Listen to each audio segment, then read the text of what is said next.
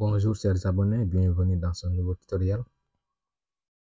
Aujourd'hui, nous allons continuer notre précédent cours sur la visualisation. Alors, la dernière fois, on avait fait l'exploration des données. Aujourd'hui, nous allons faire un tutoriel sur la visualisation des données avec les fonctions de base de R. Voilà, sans tarder, nous allons exécuter notre dataset Iris. Voilà, vous le voyez, nous avons 150 observations et 5 variables. Voilà, on va essayer de visualiser le dataset avec la fonction view iris.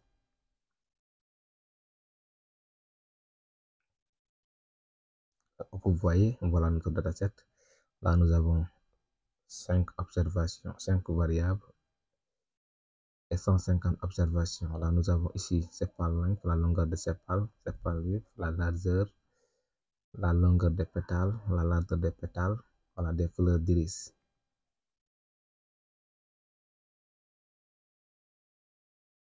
Voilà, on va essayer de voir, d'afficher les colonnes avec la fonction names iris.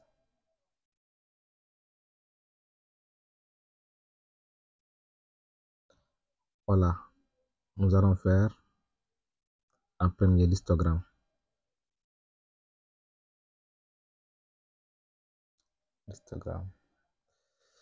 Voilà, ici, si vous n'avez pas d'informations sur ce graphique, vous mettez point d'interrogation, ist.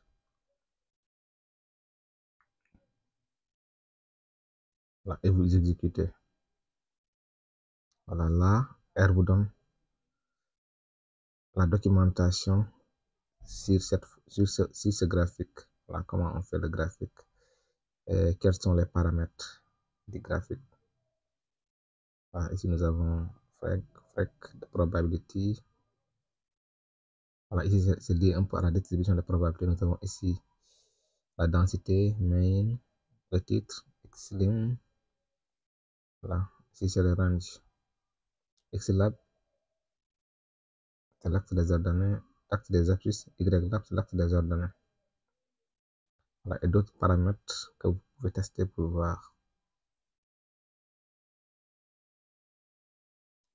Voilà, maintenant nous allons faire notre histogramme. On met hist, on appelle le nom du dataset, on met $, après on va choisir l'un de ces variables. Voilà, nous avons ici des variables qui sont numériques. Nous allons choisir l'un des variables. Voilà, on choisit petal length. Voilà, on l'affiche. Ici, nous avons ici notre histogramme. Voilà, vous voyez ici, nous avons une distribution qui est orientée vers la droite. Voilà, maintenant, pour cet histogramme, on va changer certains paramètres. Voilà, nous pouvons changer l'axe des axes, nous pouvons changer le titre, de même que l'axe des ordonnées. Voilà, l'histogramme nous permet de voir comment est distribuée la variable longueur des sépales. Ici, si on regarde très bien, on peut dire que les observations qui tournent entre 3 et 4, jusqu'à 5 sont très fréquentes. Mais là, voilà, on voit ici que 1 à 2 aussi a une fréquence, mais qui est très faible. Mais toutes les distributions, voilà, toutes les observations se concentrent entre 4 et 5. Voilà, ici, ce qu'on peut faire, on peut changer le titre graphique. On peut mettre histogramme. Voilà, longueur des sépales. Longueur des pétales. On exécute. Vous voyez, automatiquement, ça va changer. Ça change automatiquement. On peut aussi ajouter l'axe des abscisses Xlab. On copie ça pour gagner du temps. On colle ça ici à la longueur des sépales, des pétales. Ça change automatiquement. On peut aussi changer. On peut changer aussi La couleur du graphique, on met col égale blue. On met entrée, vous voyez, la couleur du graphique va changer. Voilà, on peut aussi zoomer ici pour mieux observer notre variable, notre graphique, voilà, à travers le zoom.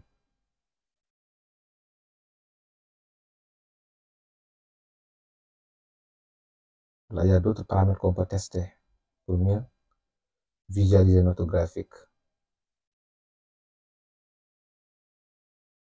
Là, maintenant, on peut faire ce qu'on appelle un box plot. Un box plot, comme on l'avait fait avec l'histogramme. Vous pouvez regarder la documentation à travers le point d'interrogation. Vous mettez box plot pour avoir le maximum d'informations sur, sur la fonction. Ça est là. Voilà la documentation. Voilà. Vous savez la couleur, les bordures du graphique, etc. Il y a toute la documentation. Là, maintenant, nous allons visualiser. On met box plot, on met iris. On peut visualiser ici, par exemple, la largeur des pétales. On peut le visualiser à travers un box plot. Voilà notre box plot. Ici, nous avons la valeur au milieu, c'est la médiane. Ici, nous avons le minimum. Ici, nous avons le maximum. Ici, nous avons les quarts, le troisième quartile et le premier quartile. Là, on peut avoir aussi des points en dehors de ces quartiles. Voilà. Si on a des points en dehors des quartiles, nous avons ce qu'on appelle des outliers. Là, ici, on peut changer la couleur. On met col green.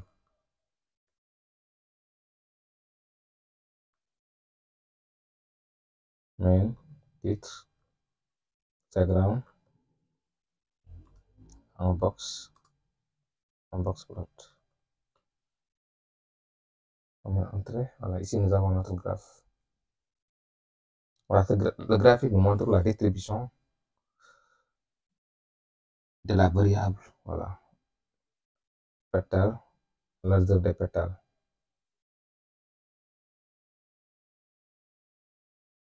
Maintenant, ce qu'on peut faire aussi le nuage de points. On peut faire le nuage de points. Le nuage de points est un graphique qui nous permet de voir quelle est la relation qui existe entre deux variables. Voilà. Quel est le sens de la relation. Ici, nous allons essayer de voir comment évolue l'un des variables. Voilà.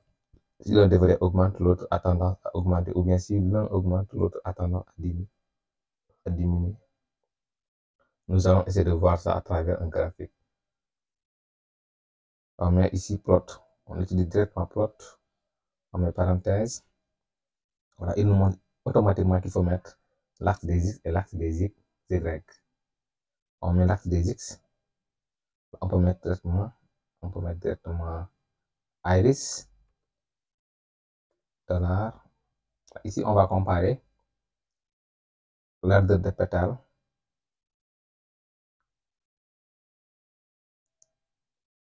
et la longueur des pétales. Nous allons voir comment évolue cette relation. Voilà, vous voyez ici la relation a une tendance, il y a une tendance qui est linéaire. Si la largeur de ces pétales augmente, la longueur a tendance à augmenter dans le même sens. Voilà, ici, ce qu'on va faire comme changement, on peut ajouter le titre. On met nuage de points. Seulement, on met nuage de points. Nuage de points. On peut changer aussi les axes. Xlab, largeur des pétales.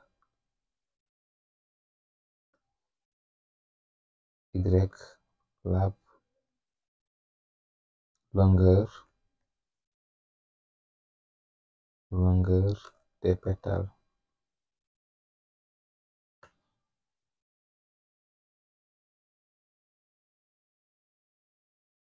on exécute, voilà, automatiquement vous voyez des changements. On peut aussi changer la couleur, on met col égale bleu.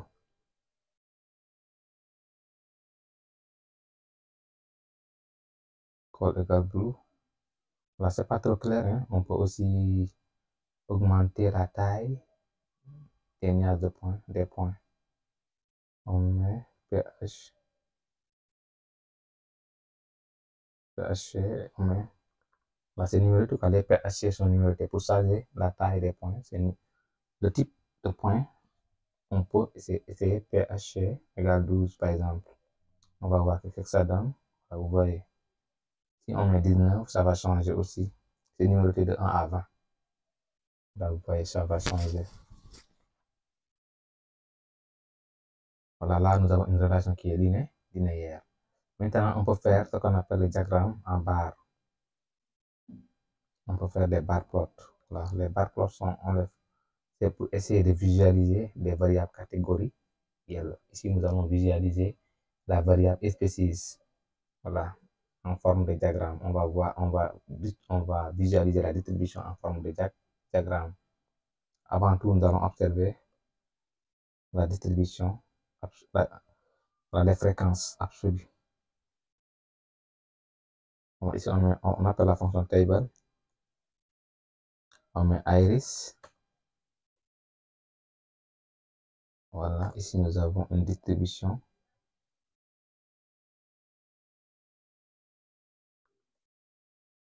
J'affiche tab.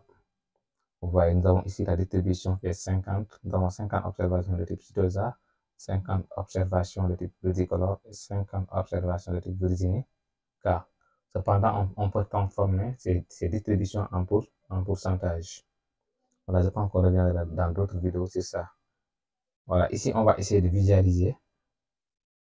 On va essayer de visualiser la distribution avec la fonction bar plot. On met bar plot, on met tab. Vous allez voir, voilà.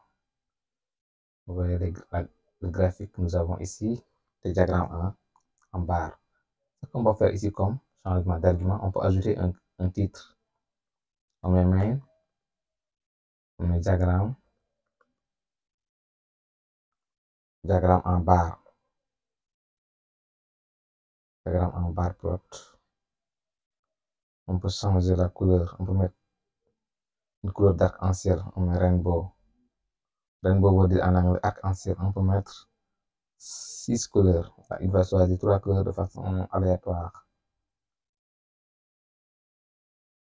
Voilà, nous avons notre diagramme en barre. On peut le zoomer pour mieux l'observer. Voilà, ça c'est un graphique très joli. C'est agréable à voir dans une présentation. Voilà, je pense que maintenant on s'arrête ici et on se retrouve dans une prochaine séance de vidéos. Merci de vous abonner et à la prochaine fois.